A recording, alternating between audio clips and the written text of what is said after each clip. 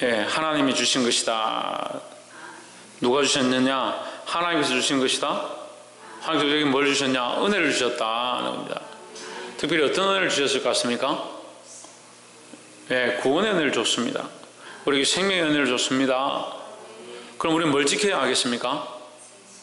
예, 하나님 주신 이 은혜를 지켜야, 하나님 주신 생명과 구원을 지켜야 합니다. 그러니까 하나님께 우리가 이 구원의 은혜, 하나님의 생명의 은혜, 이 복음의 은혜를 받았는데 이걸 안 지키는 거예요. 제가 오늘 이 기도하면서 자꾸 느껴지는 마음이 육신의 일은 참 잘 도모합니다. 그러니까 영의 일은 도모하지 않는 거예요. 우리가 영적인 존재이고 하나님 앞에 영적인 사람인 줄 아는데 짐승같이 사는 거예요. 짐승같이. 짐승처럼 산다고요. 왜 짐승처럼 사느냐? 육신의 일을 도모하니까요. 육신의 일을 위해서 할 것 같으면 여기 나와서 우리가 예배할 필요도 없고 자기 마음대로 살면 됩니다. 그런데 우리가 사실 살아가면서 너무 육신의 일에 도모하는 겁니다.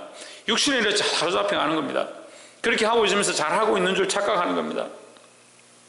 그래서 그 육신을 사모하고 육신을 도모하는 것에 하나님을 끌어들이고 신앙생활을 끌어들여서 이 육신이 잘 되고 복받기 위해서 하나님 앞에 부르짖고 간구하고 있다는 거예요.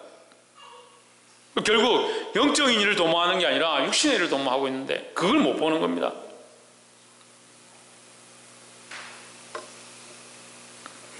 사랑하는 성도 여러분, 우리 육신이 중요하겠습니까? 영이 중요하겠습니까? 예, 누구나 다 영이 중요한 줄 압니다. 그런데 왜 영의 일을 도모하지 않고 육신의 일을 도모합니까? 말로는 영이 중요하다, 영이 깨어나야 되고 영이 살아나야 되고 영이 하나님 앞에 서는 것이 중요하다라고 하면서 실제로는 뭐라고 하냐? 육신의 일을 도모하는 겁니다. 하나님 우리에게 이 살아날 방법, 구원의 방법, 이 구원의 통로들을 허락하셨습니다. 여러분, 이 말씀을 알고 더 이상 육신의 일을 도모하지 말고 영의 일을 도모하시기를 주의 이름으로 축복합니다. 디모데후서 1장 1절에 하나님의 뜻으로 말미암아 그리스도 예수 안에 있는 생명의 약속대로 그리스도 예수의 사도된 바울은 했습니다. 생명의 약속은 뭐냐? 물론 이제 뒤에 가면 나오는데 예수 그리스도를 믿음으로 구원을 얻었다. 예수 그리스도를 믿음으로 하나님의 은혜로 말미암아 구원을 얻었다. 예수 그리스도의 십자가의 죽으심을 우리가 믿음으로 하나님의 은혜가 우리에게 주어져서 구원을 얻었다.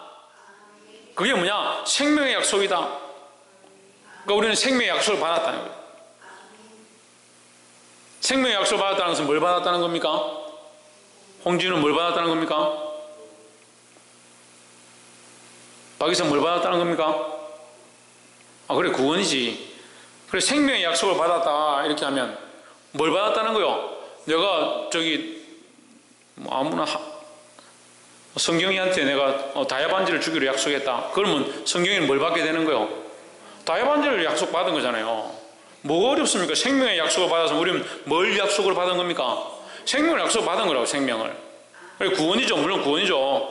그게 영생이죠. 우리에게 생명의 약속을 주셨다. 우리는 뭘 확실히 받을 수 있느냐? 이후에 받을 것들을 우리가 이미 얻었는데 그 약속을 받았는데 그 약속이 뭐냐? 생명에 대한 약속이다. 생명의 약속을 받았는데 왜 육체의 일을 도모하느냐? 생명보다 더 귀한 것이 어디 있느냐? 천하를 다 얻는다 해도 생명을 잃으면 무슨 소용이 있느냐? 하나님 그렇게 말씀하셨잖아요. 그런데 왜 자꾸 천하를 얻으려고 힘씁니까? 제1에 왜 자꾸 천하를 얻으려고 힘씁니까? 제1에 그렇다는 게 우리 다 그렇다는 거예요. 천하를 얻으려고, 재물을 얻으려고, 이 땅에 잘 살려고, 이거 다 얻고 이 땅에 잘 살고 당장 다음 달에 갚을 카드값 내고 먹고 사는데 지장이 없으면 뭐 하냐고.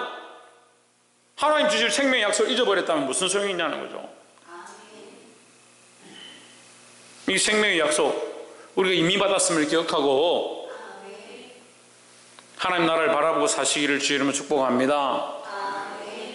2절에 사랑하는 아들 디모데에게 편지하노니 했습니다. 이 사랑하는 아들이라는 것은 복음의 아들이다. 복음의 아들. 복음의 아들이다. 그래서 제가 한 번씩 청년들에게 사랑하는 딸아, 사랑하는 자식들아 이렇게 얘기를 합니다. 학생들에게 사랑하는 이 아들들아 이렇게 얘기를 하는 거예요. 무슨 말이냐? 내가 복음으로 너희를 낳았다. 내가 복음으로 너희를 살렸다는 거죠. 물론 이것이 내 공로가 아니고 하나님께서 내게 허락하신 이 거룩한 일을 통해서, 복음의 사역을 통해서, 말씀을 가르침으로 그들을 살렸다라는 거죠. 결국 하나님 하셨지만 나를 통해서 하셨다. 그래서 감사하다는 거죠. 그리고 바울이 디모데를 향해서 내가 말씀으로 너를 낳았으니 너는 내 아들이다. 사랑하는 아들 디모데야, 디모데에게 편지하느니 하나님 아버지와 그리스도 예수 우리 주께로부터 은혜와 긍휼과 평강이 내게 있을지어다 했습니다.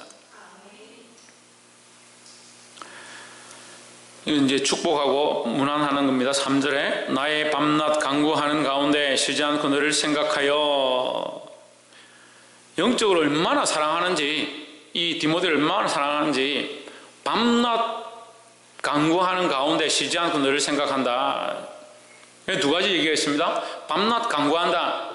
사도 바울은 밤낮 쉬지 않고 범사에 뭐 하느냐? 기도하고 간구하는 사람이다. 기도할 때마다 뭘 하느냐? 디모데를 생각한다. 근데 디모데만 생각하겠습니까? 설마. 그가 낳은, 복음으로 낳은 모든 자들을 생각한다라고 보면 되죠. 그래서 우리는 밤낮 기도할 자들이 많이 있어야 되는 거예요. 그러니까 기도할 자가 없는 사람도 있습니다. 자기하고, 자기 남편, 자기 아내하고, 자식들하고 그거 기도하고 나면 기도할 게 없는 사람들이 있습니다. 밤낮 뭘 기도하냐? 나의 영적 아들, 영적 복음으로 낳아야 될 영혼들을 위해서 밤낮 기도하고 간구해야 된다는 거예요. 그러니까 기도할 게 없는 사람들은 뭘 하지 않는 겁니까? 복음의 일을 하지 않는 거예요. 복음의 일을. 영혼을 경영하고 아이들을 살리려고 하고 죽어가는 자들, 복음을 알지 못하는 사람들을 살리는 그런 간절함들이 있는 사람들은 밤낮 뭘 하느냐? 그들을 향한 생각들을 가지고 그들을 항상 생각하고 그들을 위해서 간구하고 기도한다는 거예요. 내가 밤낮 간구하는 가운데 쉬지 않고 너를 생각하여 청결한 양심으로 조상적부터 섬겨오는 하나님께 감사하고 했습니다. 청결한 양심이라는 것은 배반하지 않는 양심이죠. 세상과 타협하지 않는 양심을 얘기합니다. 교회를 섬기는데, 교회를 봉사하는데 자기 유익을 위해서 봉사하는 게 아니에요.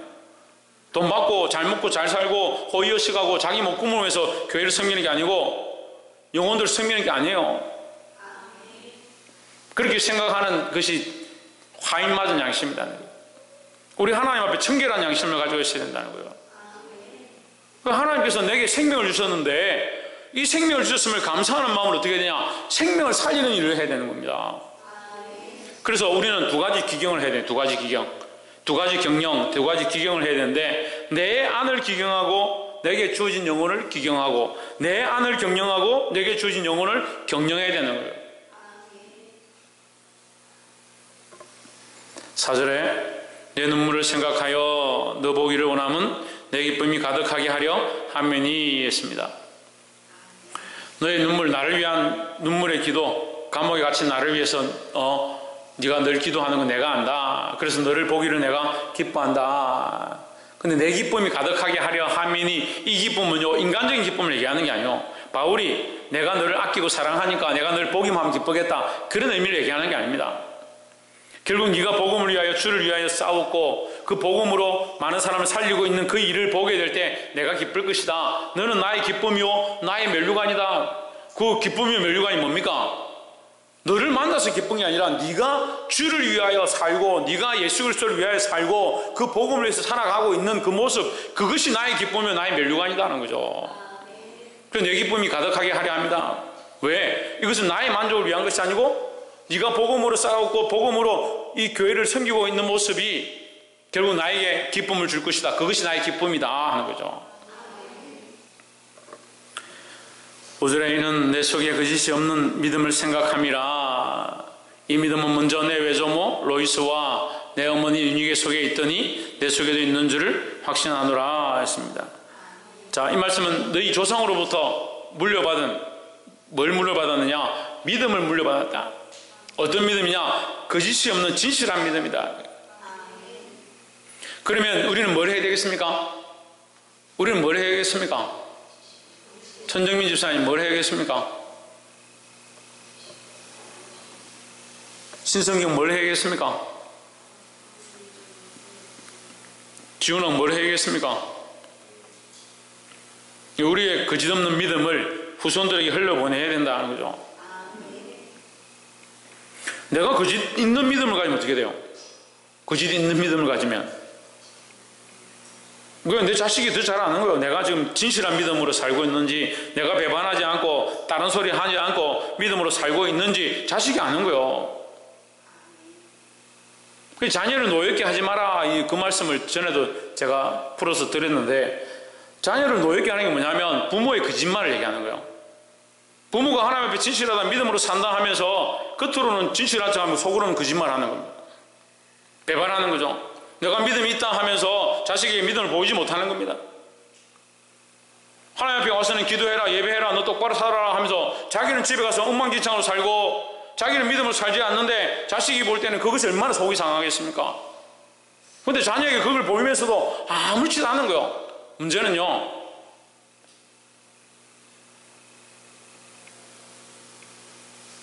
그렇게 어떻게 자녀에게 믿음을 물려주겠습니까?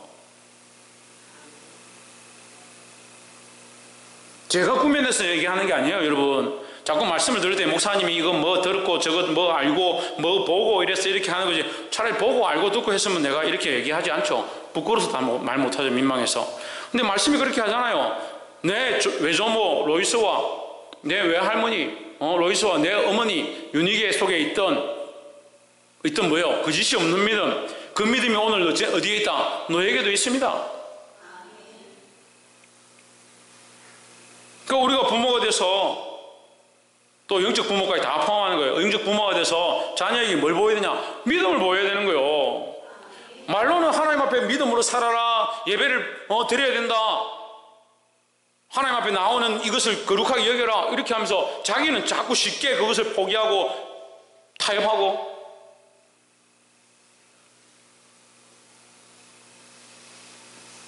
그 어떻게 거짓이 없는 믿음이 흘러가겠느냐는 거예요. 자식들 책망할 게 없어요. 내가 믿음을 똑바로 살면 돼요. 이 아멘을 별로 안 하는 거 보니까 자식들이 별로 없는가 봐요. 따라합시다. 정신을 차리고 거짓 없는 믿음을 똑바로 흘려보냅시다. 6절에 그러므로 내가 나의 안수함으로 내 속에 있는 하나님의 은사를 다시 부릴 듯 하게 하기 위하여 더러 생각하게 하노니 했습니다. 내가 나의 안수함으로 내 속에 있는 은사를 다시 부릴 듯 하게 한다. 그래서 안수는, 우리가 여기서 하나 알 수 있는 게, 안수는 뭘 하느냐? 그 속에 은사를 일으킨다. 예, 그 사람 속에 있는 은사를 일으키게 하는데 쓰임 받는다. 그래서 우리가 안수를 통해서 뭘 하느냐? 그 사람이 목사로, 장로로, 권사로 세워지는 것, 우리가 안수 집사로 세워지는 것, 세울 때 어떻게 세우냐? 그 사람 안에 이 안수를 통해서 하나님 섬기는 그 마음들이 불일 듯 일어나게 하고, 하나님 앞에 이 충성하고 헌신하는 그 마음들이 불일 듯 일어나게 하고, 그 안에 숨겨진 성령의 은사들이 더 확실히 세워지도록 안수하는 거예요. 그 안수를 자꾸 신비하고 이상한 걸로 연결시키는 사람들이 있습니다. 그거는 성령이 하실 일이고, 안수를 통해서 우리 안에 숨겨져 있던, 우리 안에 세워야 될 바른 은사들이 찾아지게 되고 세워지게 된다라는 겁니다. 7절에 하나님이 우리에게 주신 것은 두려워하는 마음이 아니요 오직 능력과 사랑과 근신하는 마음이니 했습니다. 하나님이 우리에게 주신 것은 두려워하는 마음이 아니요 했습니다. 하나님께서 우리에게 오셔서 두려움을 주기 원하시느냐? 그렇지 않습니다. 두려움은 누가 줍니까? 네, 사단이 주는 겁니다. 사단이 주는 겁니다. 오늘 아침에도 우리가 말씀을 함께 나눴는데, 다니엘서 2장을 했는데, 다니엘이 꿈을 해석합니다. 느부갓네살 왕이 꿈을 얘기하지 않고, 어떤 꿈을 꾸었는지도 얘기하지 않고, 만약에 이 꿈을, 무슨 꿈을 꾸었는지와 그 꿈의 해석까지 다 한꺼번에 말하지 않으면 다 죽이겠다. 박사와 술객들이, 왕이여 이게 무슨 소리입니까? 세상에 누가 꿈을 듣지 않고 해석하는 사람이 있겠습니까? 그런 일이 없지 않습니까? 그런 법도 없지 않습니까? 꿈이라도 얘기해 주십시오. 그럼 우리가 해석하겠습니다. 느부갓네살이 호통을 칩니다. 너희가 지금까지 나를 속였구나. 너희가 그렇게 놀라운 신을 믿고 그렇게 세상에 신들이 뛰어나다고 말하면서 어떻게 꿈을 들어야 해석하느냐? 하나님 물론 그것을 통해서 다니엘을 세우기 위해서 하셨겠지만, 꿈을 얘기하지 않는 거예요. 무슨 꿈을 꾸었는지. 꿈을 얘기하지 않는데 다니엘이 그 술객들과 박사들을 죽이러 가는 그 대장에게 얘기해가지고 왜 이렇게 하느냐 물으니까 왕이 여차여차해서 이렇게 다 죽이려고 한다. 그래서 자기를 왕에게 데리고 가달라. 그리고 왕에게 가서 며칠만 시간을 주시면 제가 하나님 앞에 기도해서 해석하겠습니다. 그리고 해석하는 거예요. 근데 이 다니엘의 생각은 뭡니까? 하나님께서 하실 것이다 라는 거죠. 사람은 할 수 없다. 사람은 할 수 없다. 왜? 사람에게는 그런 능력이 없기 때문이다. 근데 사단은 뭘 줍니까? 두려움을 줍니다. 하지 못한다, 할 수 없다라는 두려움을 줍니다. 어쨌든 죽을 거잖아요. 어쨌든 죽을 거잖아요. 그 꿈을 해석 못하면 어쨌든 죽을 거 아니에요. 그러니까 두려워할 게 뭐 있습니까? 어차피 죽을 건데. 근데 사단은 자꾸 두려움을 줘서 하지 못하게 하는 겁니다. 우리는 결국 이 세상에서 죽을 건데, 이 세상에서 우리 생명이 끝날 건데 왜 이 생명을 붙잡고 여기에 얽매이냐는 거죠. 무슨 새마을 운동하는 신앙도 아니고 잘 먹고 잘 살아보자, 좀 더 돈을 벌자, 새마을 운동하는 신앙도 아니고 하나님을 두려워해야 되는데 자꾸 세상을 두려워하는 거예요. 그래서 하나님 우리에게 주신 것은 두려움이 아니다. 오직 능력과 사랑과 절제하는 마음이니 했습니다. 절제한다. 절제를 잘 모르는 사람들이 있어요.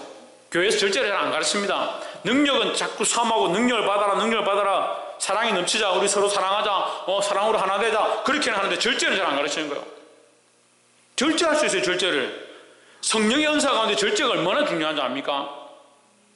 심지어는 방언이 있어도요, 심지어는 예언의 역사가 나타나도 절제하고 참아야 될 때 잠잠하라는 거예요. 그래 교회가 질서가 없다. 한 사람에게 방언이 있다가 다른 사람에게 방언이 있으면 차수를 따라서 너는 잠잠하고 뒤에 들은 방언이 먼저 얘기해라. 예언이 먼저 있고 뒤에 또 예언을 받으면 너는 조용하고 뒤에 있는 예언이 먼저 얘기해라. 그것이 질서의 하나님이라는 거예요. 근데 교회가 질서가 없어요. 심지어 성령 안에서 그런 은사도 그런 능력도 질서를 말하는데 어떻게 하나님 앞에서 우리가 이렇게 질서 없이 행하느냐.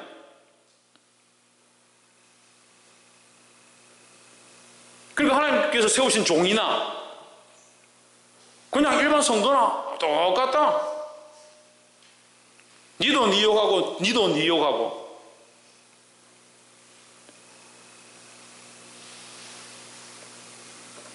이 절제가 얼마나 중요합니까?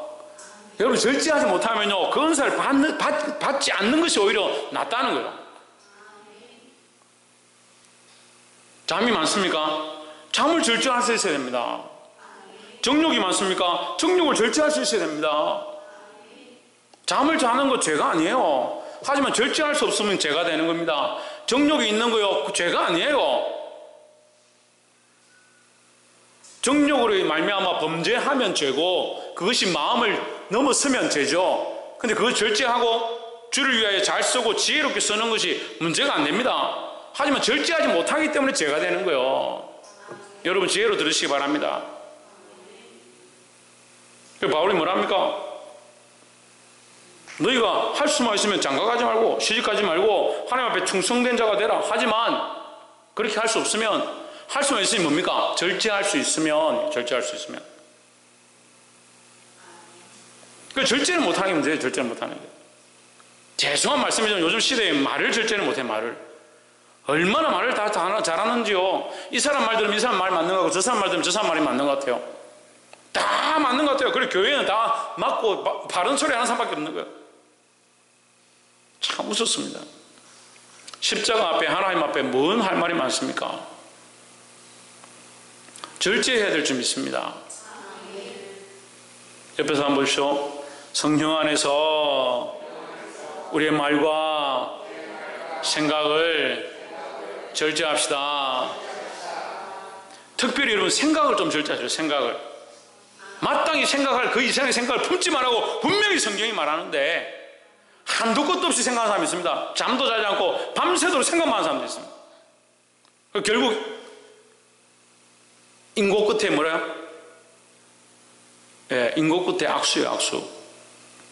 고민해서 결국 뭐하냐? 잘못된 수를 뜨는 거예요. 왜 그렇게 합니까? 생각할 기본적인 생각만 하면 됩니다. 사람이 마땅히 생각하도록 하나님 주셨지만 마땅히 생각할 그 이상의 생각을 품지 말아야 했으니까. 뭐가 필요하다고요? 절제가 필요합니다. 절제가. 좀 예배하고 기도하는데 좀 이 절제를 쓰지 말고 좀 하면 좋겠는데, 예배하고 기도하고 헌금 드리는 건 딱 절제를 잘해요. 11조 드리는 것도 딱 아이고 요거 안 되니 요만큼 작아서 절제는 잘하고, 예배도 내가 교회 너무 오래 있으면 이거 딱 자르고, 기도도 이게 더 나 바쁜데 뭘 하냐 딱 자르고 잘합니다. 그런데 정작 해야 될 거는 왜 그리 절제 못합니까? 정말 절제해야 될 것들은 왜 하지 못합니까? 하나님 안에서 세상을 두려워하지 말고, 우리가 정말 하고 싶은 이 일들을 두려워하지 말고 절제할 수 있기를 주의 이름으로 축복합니다.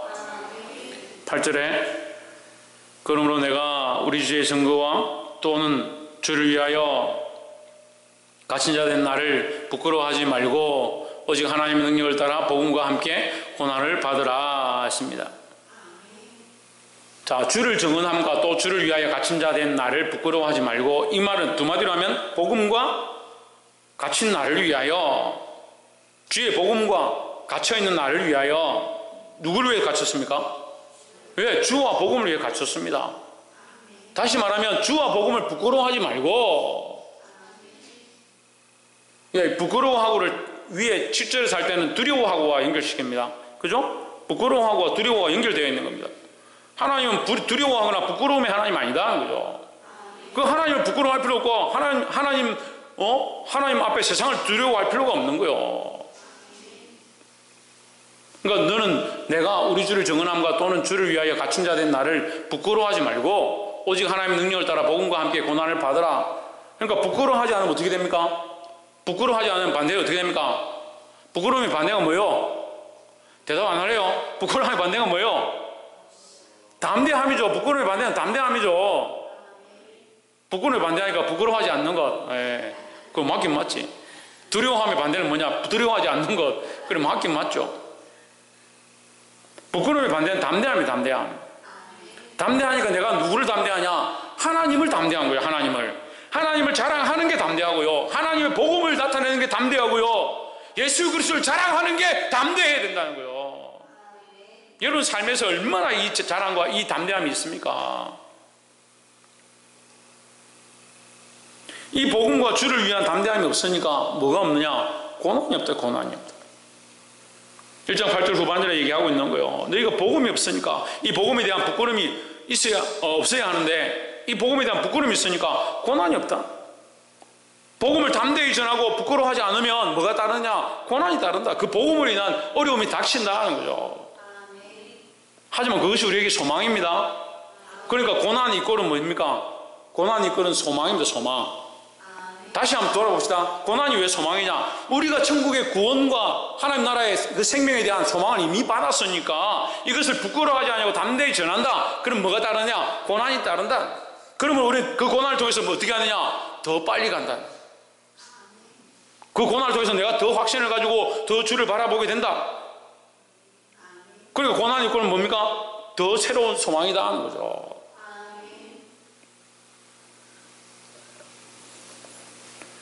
보게 되길 소망합니다. 9절에 하나님이 우리를 구원하사 거룩하심 부르심으로, 예, 여러분 성경을 보겠습니다. 하나님이 우리를 구원하사 거룩하신 소명으로 부르심은 우리의 행위대로 하심이 아니요 거룩한 명령으로 부르심은, 이렇게 읽어봅시다. 하나님이 우리를 구원하사 거룩한 명령으로 부르셨다. 그럼 하나님 우리를 부르신 것은 뭐냐? 명령이다. 명령. 하나님 우리를 부르신 건 명령이라는 거죠. 그 명령에 순종하지 않으니까 뭡니까? 불순종이 되는 거죠. 그리고 세상에 믿지 않는 자들 뭐라고 합니까? 불순종의 아들들이다 하는 거예요. 하나님 우리를 부르시면 명령입니다. 명령. 소명이란 말은 부르심에 대한 우리를 불렀다는 명령입니다. 작은 부르심이다. 명령이다 이 말이에요. 우리 불렀습니다.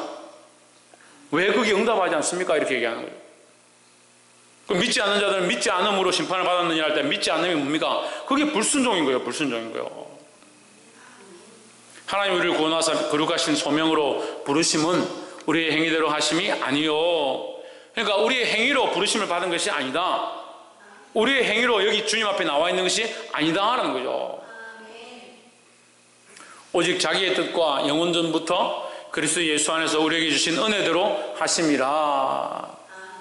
자기의 뜻과 영원전부터니까 하나님께서 영원전에 이미 우리를 부르실 뜻을 가지셨다.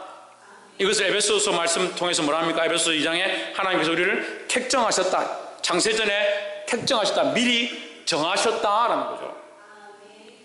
그러니까 우리는 누구를 택했느냐? 어떻게 택했느냐? 그렇게 할 필요가 없습니다. 우리가 택함을 받았고 하나님 앞에 나와 있다는 것을 감사하고 기뻐할 따름입니다. 그러니까 마땅히 생각할 이상의 생각을 품을 필요가 없는 거죠. 하나님께서 우리를 부르셨는데 부르신 것이 은혜죠. 여기 나와 있는 것이 은혜죠. 그 명령에 순종해서 믿게 된 것이 은혜다라는 거죠. 오직 자기의 뜻과 영원전부터 그리스도 예수 안에서 우리에게 주신 은혜대로 하심이라 하십니다. 그러니까 우리가 부르심을 받았다는 것, 여기 와 있다는 것, 이 하나님을 믿고 있다는 것, 그 자체가 뭐냐? 그 자체가 은혜다라는 거죠. 10절에 이제는 우리 구주 예수 그리스도 예수의 나타나심을 말미암아 나타났으니 그는 사망을 패하시고 복음으로서 생명과 썩지 아니할 것을 드러내신지라 하십니다. 이 말씀을 반으로 쪼개서 두 문장으로 봅시다. 이제는 우리 구주 예수 그리스도 예수의 나타나심을 말미암아 나타났으니 뭐가 나타났습니까? 뭐가 나타났어요? 예? 제가 너무 빠르게 합니까? 예, 우리 구주 예수가 나타났는데 뭐가 나타났습니까? 나타나심으로 나타났으니까 뭐가 나타났습니까? 예? 생명. 예, 생명 맞고 또 뭐가 나타났습니까? 복음. 그렇죠. 복음도 맞고. 구절을 보세요. 은혜대로 하십니다 했으니까 은혜대로 하신 게 뭐냐? 이걸 다시 설명하는 거예요. 같은 말씀의 반복인데 주신 은혜 10절 다시 보세요. 나타나심이 뭐냐? 주신 은혜가 나타났다. 그 은혜가 나타났다.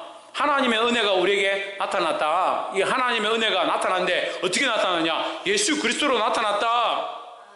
문장적으로 얘기하면 은혜 자체가 뭐냐? 실존하는 사람이다. 실존하는 하나님이시다. 영존하시는 아버지다. 실존하는 누구냐? 예수 그리스도를 얘기하는 거예요. 그러니까 그 은혜인 적은 예수 그리스도다. 왜 은혜냐? 왜 은혜냐? 왜 은혜겠습니까? 왜 은혜겠습니까? 은혜는 왜 은혜입니까? 왜? 마땅히 받을 자격이 안 되는데 주는 게 은혜요. 값없이 단순히 줬기 때문에 은혜가 아니고 받을 자격이 안 되는데 주어지는 것이 은혜입니다. 우리가 믿어서 구원을 얻는다. 그러면 은혜가 아닙니다. 믿음으로 말미암아 구원을 얻는다. 그러면 은혜가 아닙니다. 믿음으로 구원을 받기에 합당치 않지만 하나님께서 주셨기 때문에 받게 되어진 것이 은혜다라는 거죠. 그러니까 믿음 자체가 공로가 아니에요. 믿음이 이 구원을 받기에 합당한 무슨 조건이 되느냐? 안 됩니다. 하지만 믿기만 하면 내가 주겠다고 하셔서 주시는 거예요. 그러니까 은혜입니다. 우리의 어떠한 자격으로 되어진 것이 아닙니다. 이제는 우리 구주 그리스도 예수의 나타나심으로 말미암아 그리스도가 나타나신 것이 은혜고 그리스도의 나타나심으로 뭐가 나타나느냐? 하나님의 은혜가 참으로 드러났다. 그리스도의 나타나심 자체가 은혜고 그 나타나심으로 말미암아 하나님의 은혜가 더욱 확실히 드러났다라는 거죠. 그는 사망을 패하시고 복음으로서 생명과 섞지 아니할 것을 드러내신지라 하십니다. 그러니까 우리는 뭘 바라봅니까? 복음과 생명으로서 뭘 바라봅니까? 지금 제가 다 읽었잖아요. 복음으로서 생명과 복음과 생명으로서 뭘 바라보냐고요? 복음과 생명으로서 뭘 바라보냐고요? 제가 읽었으면 그 다음 거 읽으면 되잖아요. 복음과 생명으로서 뭘 바라본다고요? 썩지 아니할 것을 바라본다고요. 썩지 아니할 것을 바라보니까 자꾸 이 땅의 것을 추구하는 게 아니라고요. 오늘 이까지만 말씀을 나누겠습니다. 여러분, 하나님께서 우리에게 영원한 생명을 주셨습니다. 그 생명의 약속을 주셨습니다. 그렇죠? 오늘 본문에서 분명히 우리에게 이 생명을 약속으로 얻었다라고 말씀합니다. 하나님께서 우리에게 주신 것, 이것은 생명의 약속입니다. 그 생명은 뭐냐? 썩어질 생명이 아닙니다. 그러니까 두려워할 필요가 없는 거예요. 그런데 자꾸 썩어질 생명을 따라가는 사람들은 이 썩어질 생명을 위해서 무엇을 먹고 무엇을 마시고 이 재물을 어디 쓰고 이 시간을 어떻게 쓸까, 그 생각만 하고 사는 거예요. 여러분, 우리에게 주신 복음은요, 썩어질 복음이 아닌데 왜 썩어질 신앙으로 사느냐는 거예요. 사망을 패하시고 복음으로서 생명과 썩지 아니할 것을 드러내신다, 분명히 말씀하셨습니다. 사망을 패하셨는데 죽을까, 혹 죽을까 두려워해서 믿음을 배반하고 하나님 관계가 무너지고, 그럼 이 말씀과 안 맞는 거예요. 우리 스스로 하나님의 복음이 확실하고 그 구원이 확실하고 우리가 예수 그리스도를 믿음으로 영원한 생명을 얻는다, 천국에 들어간다는 것을 우리 입술로 고백하면서 우리 스스로 살아가기는 썩을 것을 위해서, 왜 썩을 것을 위해 쫓아가느냐. 우리는 썩을 것을 위해 사는 게 아니라 썩지 아니할 영원한 것을 위해서 바라보고 나아가야 된다는 겁니다. 그것이 하나님 우리에게 주신 소망이고 그것이 우리에게 맡겨진 거룩한 일이다 하는 거예요. 사랑하는 성도 여러분, 오늘 사도 바울이 디모데에게 약속한 것처럼, 명령한 것처럼 이 복음을 위해서 사시고 이 복음으로 이 썩을 것들을 뛰어넘어서 썩지 아니할 것을 바라보고 소망 가운데 승리하시기를 주의 이름으로 축복합니다. 기도하겠습니다.